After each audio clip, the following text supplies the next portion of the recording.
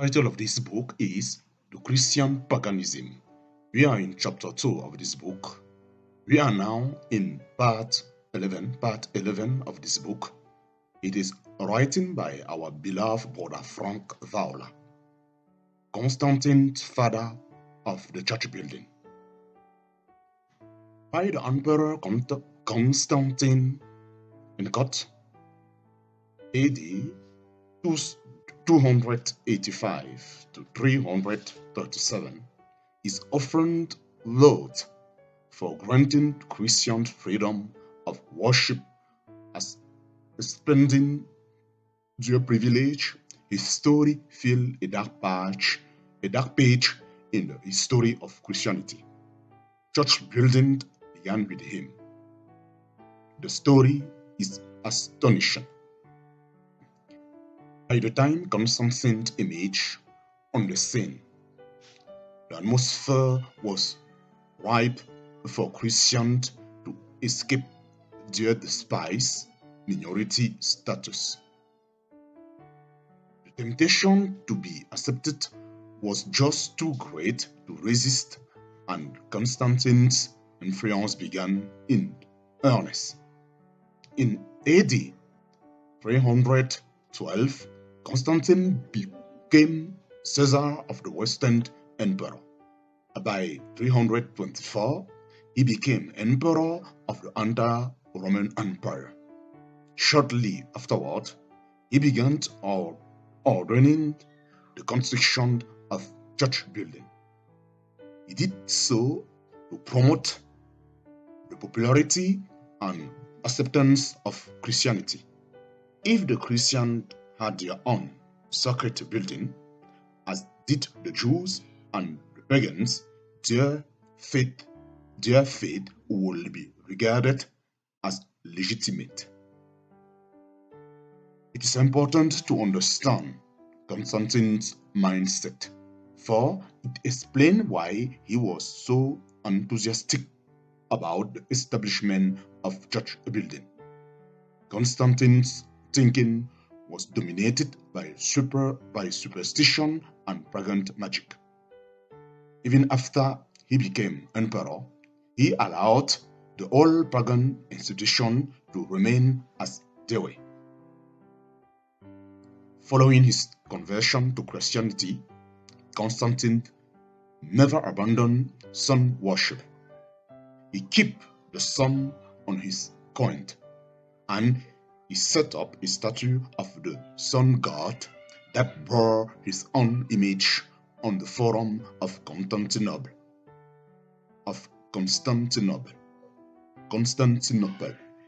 And got his new capital. Constantine also built a statue of the mother goddess Cybele, and God thought he presented her in a posture of Christian prayer.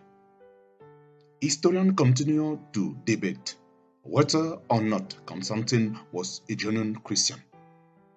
The fact that he is reported to have had his eldest son, his nephew, and his brother-in-law executed does not strengthen the case.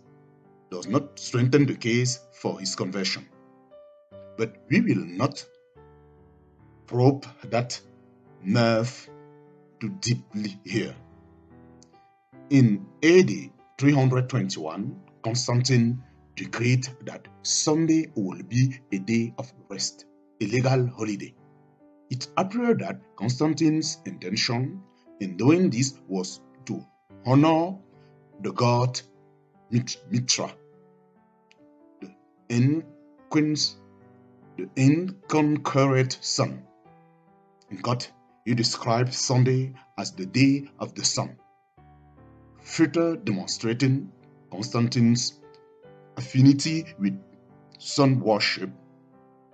Excavation of St. Peter in Rome uncovered a mosaic of Christ as the inconquerate sun. Almost to his dying day, Constantine still functioned as the high priest of paganism. In fact, he retained the pagan title Pontifex Maximus, which means chief of the pagan priest, and court. In the 15th century, this same title became the honorific title for the Roman Catholic Pope. When Constantine dedicated Constantinople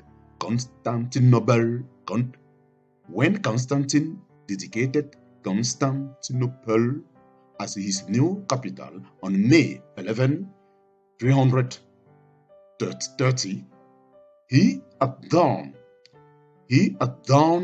it with measure taken from Heaten's temple, and he used pagan magic formula to protect crops and heal diseases. Further, all historical evidence indicated that Constantine was an egomaniac.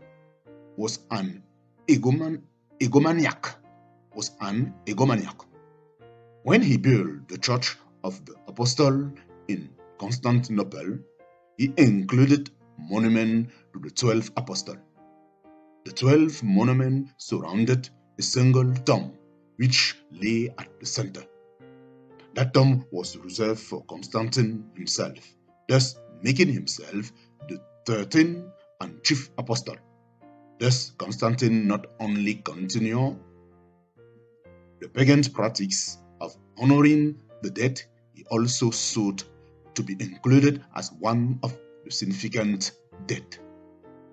Constantine also strengthened the pagan notion of the sacredness of objects and places, largely due to his influence. Relic mongering become common in the church.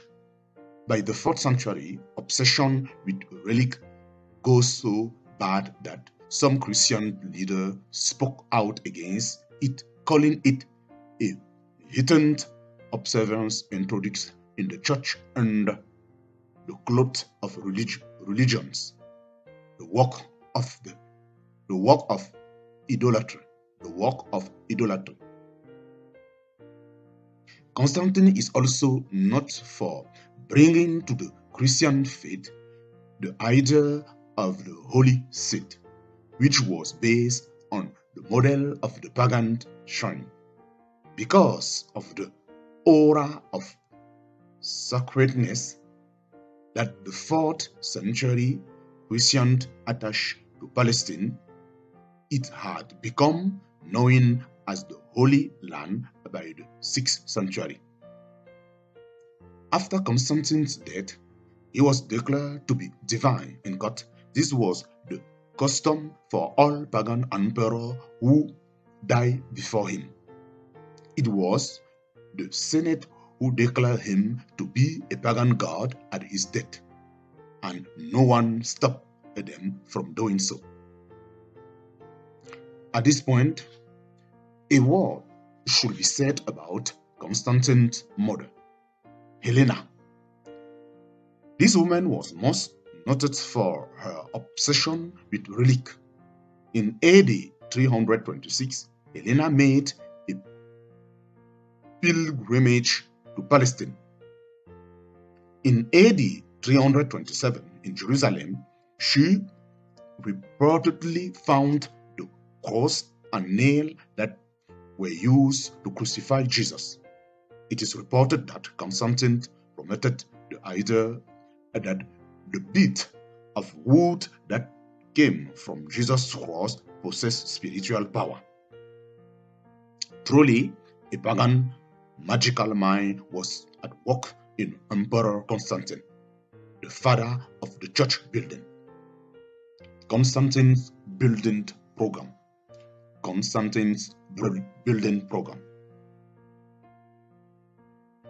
Following Helena's trip to Jerusalem in AD 327, Constantine began erecting the first church building throughout the Roman Empire, some at public expense. In so doing, he followed the path of the pagan in in constructing temple to honor God. Interestingly, he named his church building after sin, just as the pagan named the temple after God. Constantine built his first church building upon the cemetery where the Christian held meals for the dead saint. That is, he built them over the body of that saint. Why? Because for at least a century beforehand, the burial places of the saint were considered holy space. Many of the largest buildings were built over the tomb of the martyr. This practice was based on the idea that the martyr had the same power that they had once ascribed to the god of paganism. The Christian adopted this view completely.